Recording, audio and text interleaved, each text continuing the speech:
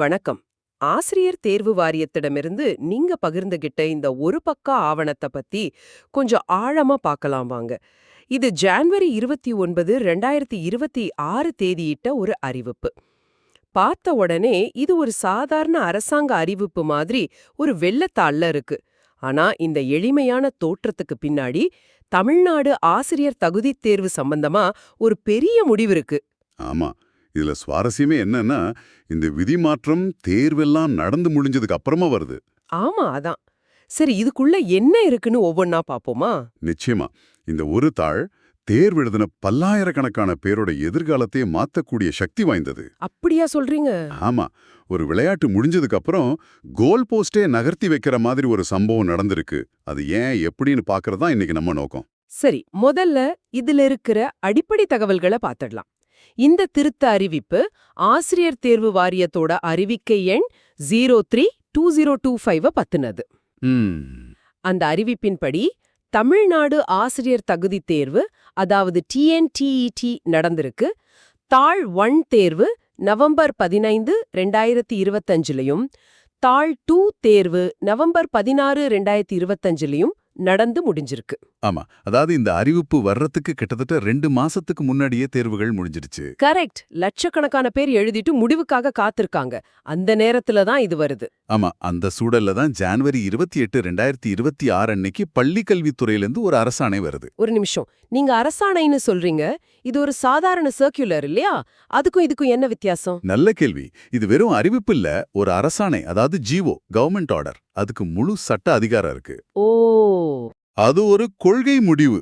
இந்த அரசாணை நிலை எண் 23 தான் ஆசிரியர் தகுதி தேர்வுக்கான குறைந்தபட்ச மதிப்பெண்களை மொத்தமா மாத்தி அமைச்சிருக்கு.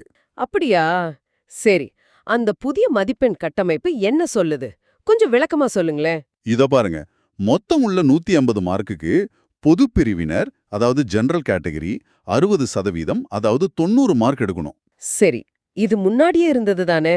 ஆமா, இதுல மாற்றம் இல்ல. ஆனா மாற்றம் இங்க தான் வருது. பிற்படுத்தப்பட்ட வகுப்பினர் பிசி, பிசிஎம், அப்புறம் மிகவும் பிற்படுத்தப்பட்ட வகுப்பினர் எம்பிசி, டிஎன்சி, அப்புறம் மாற்றுத்திறனாளிகள், இவங்களுக்கெல்லாம் வெறும் 50% எடுத்தா போதும். 50%? 75 மார்க். கரெக்ட். 75 மார்க் எடுத்தாலே பாஸ். கடைசியா தாழ்த்தப்பட்ட வகுப்பினர் எஸ்சி, எஸ்சிஏ, அப்புறம் பழங்குடியினர் எஸ்டி, இவங்களுக்கு 40% போதும். 40%? அப்போ 60 மார்க் எடுத்தாலே தேர்ச்சியா? ஆமா. வெறும் 60 மதிப்பெண்கள் எடுத்தாலே அவங்க தேர்ச்சி பெற்றதா அறிவிக்கப்படுவாங்க. இது ரொம்ப பெரிய தளர்வு. குறிப்பா இடஒதுக்கீட்டு பிரிவினருக்கு இது ரொம்ப சாதகமா இருக்கு. ஆனா எனக்கு ஒரு கேள்வி வருது. இது எப்படி சாத்தியம்? தேர்வு நவம்பர்ல முடிஞ்சிடுச்சு. விதிகள் ஜனவரியில மாறுது. இது ஒரு ஓட்டப்பந்தயம் முடிஞ்சதுக்கு அப்புறம் சரி, ஃபினிஷிங் லைனை இன்னும் கொஞ்சம் முன்னாடி வச்சுக்கலாம்னு சொல்ற மாதிரி இல்லையா? சட்டப்படி இது சரிதானா? நீங்க கேக்குறது ரொம்ப சரியான ஒரு கேள்வி. இங்கதான் இந்த டாக்குமெண்டோட மையமே இருக்கு. சட்டப்படி இத முன்தேதியிடப்பட்ட அமலாக்கம், அதாவது ரெட்ரோஸ்பெக்டிவ் இம்ப்ளிமெண்டேஷன் சொல்லுவாங்க. ரெட்ரோஸ்பெக்டிவ் இம்ப்ளிமெண்டேஷன் அப்படின்னா? அதாவது ஒரு சட்டம் அல்லது விதி அது உருவாக்கப்பட்ட தேதிக்கு முன்னாடியே இருந்து அமலுக்கு வர்றதா சொல்றது. இந்த ஆவணம் அதை ரொம்ப தெளிவா சொல்லுது. என்னென்ன சொல்லுது? ஆசிரியர் தேர்வு வாரிய அறிவிக்கை எண் 03-2025 படி நடத்தப்பட்ட ஆசிரியர் தகுதி தேர்விற்கும் பின்பற்றுமாறு அனுமதி அளிக்கப்பட்டுள்ளது. இந்த ஒரு வரிதான். ஓ, இந்த ஒரு வரிதான் ஆயிரக்கணக்கான பேரோட ரிசல்ட்ட ஃபெயில்ல இருந்து பாஸ்னு மாத்த போகுது. ஆனா இது ஒரு வகையில நியாயமற்றதா தெரியலையா? யோசிச்சு பாருங்க. பழைய ரூல்ஸ் படி 90 மார்க் எடுக்கணும்னு கஷ்டப்பட்டு படிச்சு 91 மார்க் எடுத்த ஒருத்தருக்கும், இப்போ இந்த புதிய தளர்வால 75 மார்க் எடுத்தவருக்கும் ஒரே தகுதி தானே? இது கஷ்டப்பட்டு படிச்சவங்கள சோர்வடைய செய்யாதா? நிச்சயமா இந்த வாதத்துல நியாயம் இருக்கு. இத நம்ம 2 கோணத்துல பார்க்கணும். இப்ப 2 நண்பர்கள் இருக்காங்கன்னு வச்சுக்கோங்க. சரி.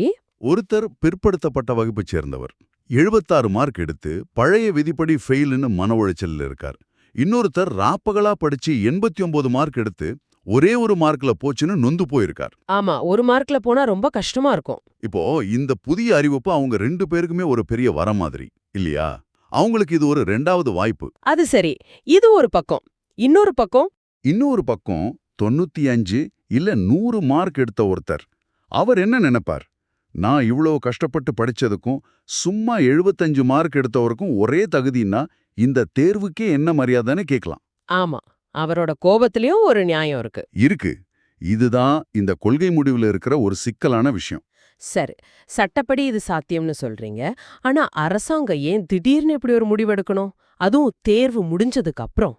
இதுக்கு பின்னாடி என்ன காரணம் இருக்கும்? இதுதான் மில்லியன் டாலர் கேள்வி. பொதுவா அரசாங்கம் இது மாதிரி முடிவுகள் எடுக்கிறதுக்கு சில முக்கிய காரணங்கள் இருக்கலாம். என்னவா இருக்கும்? ஒன்னு, நிர்வாக தேவை, அட்மினிஸ்ட்ரேட்டிவ் நீடுன்னு சொல்லுவாங்க. அத கொஞ்சம் விளக்குங்களேன். அதாவது ஒருவேளை பழைய கடினமான விதிப்படி பாஸ் பண்ணவங்க எண்ணிக்கை ரொம்ப ரொம்ப கம்மியா இருந்திருக்கலாம். உதாரணத்துக்கு மாநிலத்துல 20,000 டீச்சர் போஸ்ட் காலியா இருக்குன்னு வச்சுக்கலாம். சரி. ஆனா தேர்வுல பாஸ் பண்ணவங்க வெறும் 5,000 பேர் தான்னா மீதி 15,000 இடங்களை எப்படி நிரப்புறது? ஸ்கூல்ல டீச்சர் பற்றாக்குறை வரும். புரியுது.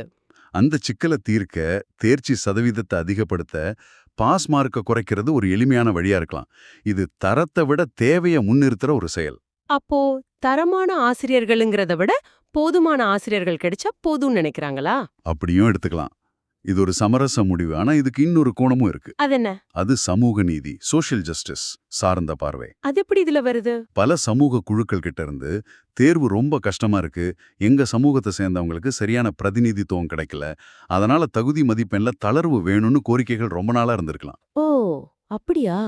ஆமா, அந்த கோரிக்கைகளை நிறைவேற்றுறதுக்காகவும் சமூக சமத்துவத்தை உறுதிப்படுத்தவும் இந்த முடிவெடுத்திருக்கலாம். இது வெறும் காலி பணியிடங்களை நிரப்புறது மட்டும் இல்ல, பின்தங்கிய பிரிவினருக்கு அதிக வாய்ப்பு கொடுக்கிற ஒரு கொள்கை முடிவாகவும் இருக்கலாம். அப்போ இது நிர்வாக தேவையா இல்ல சமூக நீதி கொள்கையா இல்ல ரெண்டுமேவா? பெரும்பாலும் ரெண்டுமே கலந்த ஒரு முடிவா தான் இருக்கும். இது மாதிரி முடிவுகள் எப்பவுமே ஒரே ஒரு காரணத்துக்காக எடுக்கப்படாது. நிர்வாக வசதி, அரசியல் அழுத்தம், சமூக கோரிக்கைகள்னு பல விஷயங்கள் இதுக்குள்ள இருக்கும். ஆனா இது ஒரு முன்னுதாரணத்தை உருவாக்குது இல்லையா? பிரசிடென்ட். ஆமா, அதுதான் என் அடுத்த பாயிண்ட். இது மாதிரி இதுக்கு முன்னாடி நடந்திருக்கா? இனி நடக்க போற தேர்வுகளுக்கும் இது பொருந்துமா? முக்கியமான கேள்வி. இது மாதிரி முந்தேதியிட்ட தளர்வுகள் வேற அரசு தேர்வுகள்லயும் அரிதா நடந்திருக்கு. ஆனா ஒவ்வொரு முறையும் அது விவாத பொருளாகும்.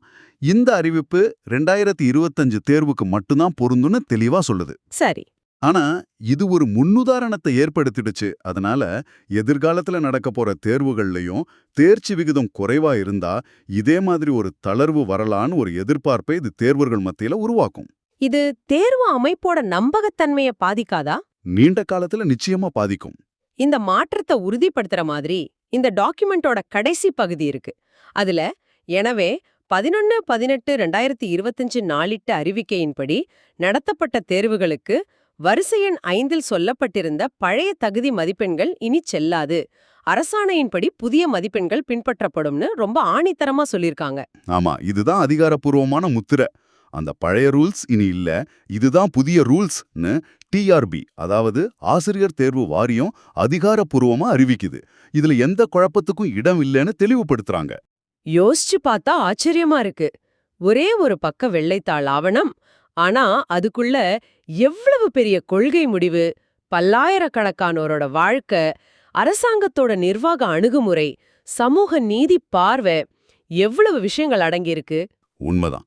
இது வெறும் மார்க்கு குறைப்பு மட்டும் இல்ல, இது ஆசிரியர் காலி பணியிடங்களை நிரப்புறதுல அரசோட அணுகுமுறையையும் சமூக கோரிக்கைகளை அவங்க எப்படி கையாள்றாங்கன்னு காட்டுது.